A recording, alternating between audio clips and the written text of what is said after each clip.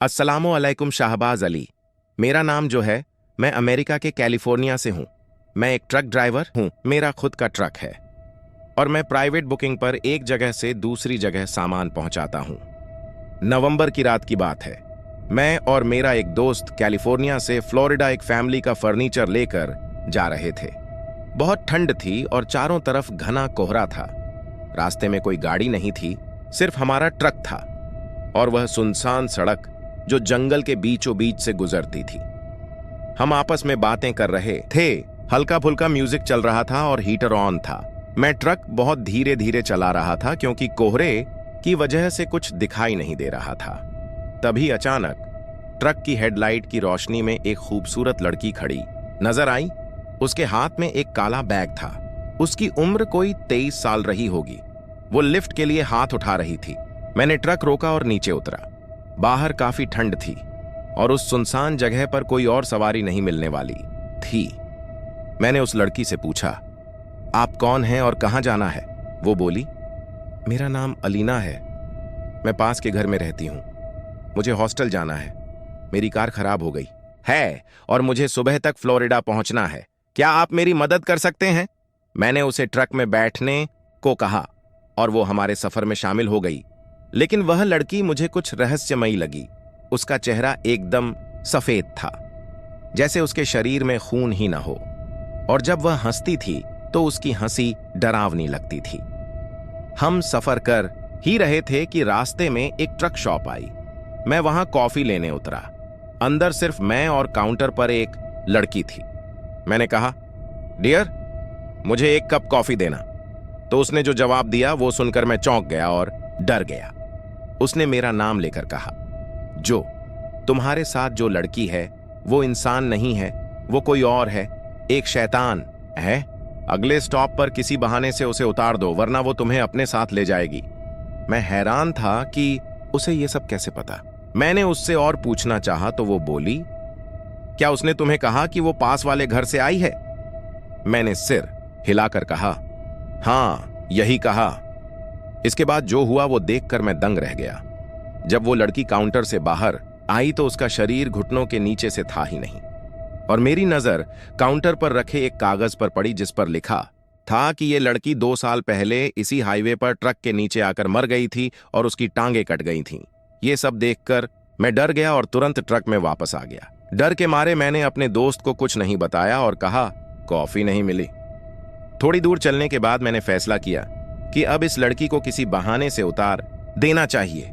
मैंने कहा कि आगे पुलिस चेक पोस्ट है और सिर्फ 2 लोगों को ही ट्रक में जाने की अनुमति है, वरना जुर्माना लगेगा।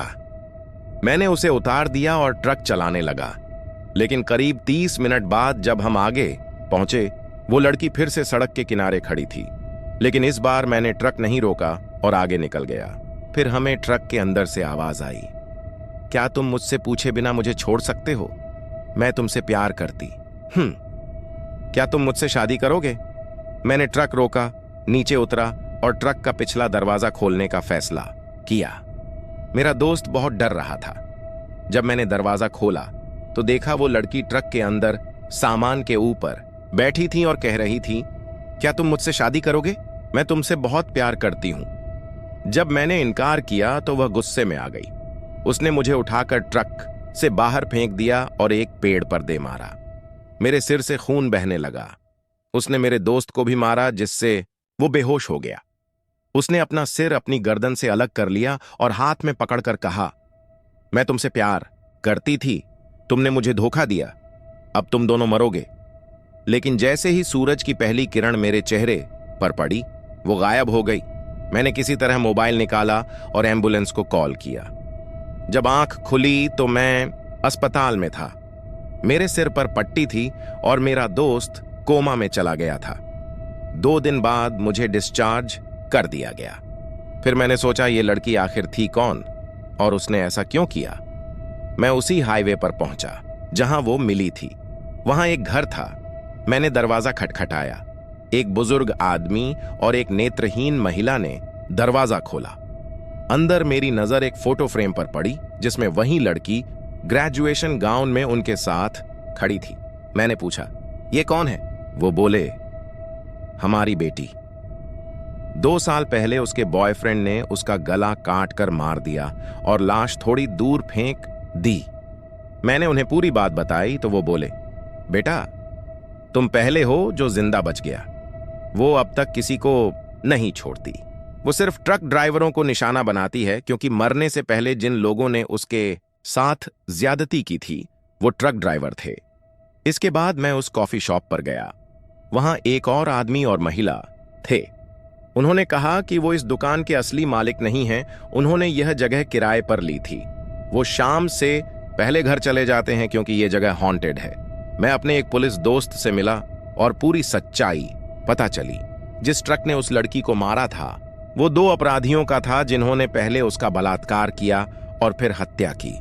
वही ट्रक उस रात उसके पास आया था और इसीलिए उसकी आत्मा ट्रक ड्राइवरों से बदला लेती है। जब तक उसे इंसाफ नहीं मिलेगा वो ऐसे ही ड्राइवरों को मारती रहेगी। मेरा दोस्त अब ठीक है, लेकिन जब भी उस जगह का नाम लिया जाता है वह डर जाता है और फूट फूट कर रोने लगता है। यही थी मेरी सच्ची कहानी। अगली कहानी के लिए सब्सक्राइब जरूर करें और बेल आइकन दबाएं। अपना ख्याल रखें। अल्लाह हाफिज।